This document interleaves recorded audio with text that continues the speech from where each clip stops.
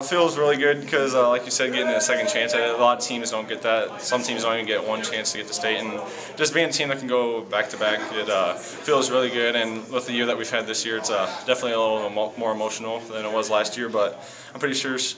Carius will be looking over us over this next couple weeks, and just hopefully we can carry our energy with us in the rest of the tournament.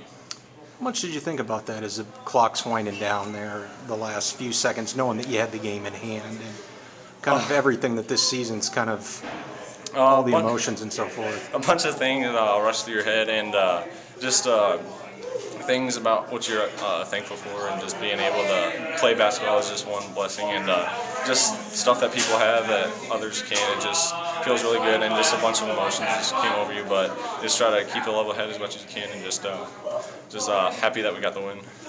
What changed in the fourth quarter for you guys? It was a 4-point game going to the fourth, and you outscored them 14-4 in the fourth.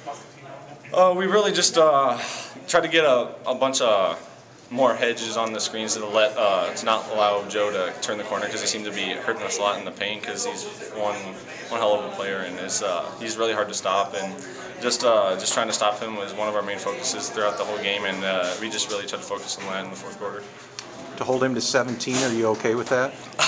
Definitely, especially the caliber of him.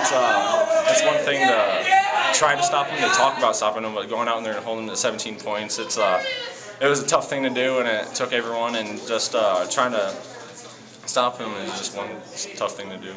Your defensive effort tonight as a team, how good was it collectively? Did you feel that? I felt really good, because that's one of the things that we pride ourselves on, and it really showed holding Joe, not even just Joe to 17 points, but holding some of their shooters to a couple threes and not letting them allow a lot of open shots. It definitely seemed like that we communicated a lot, and it really helped us in the end.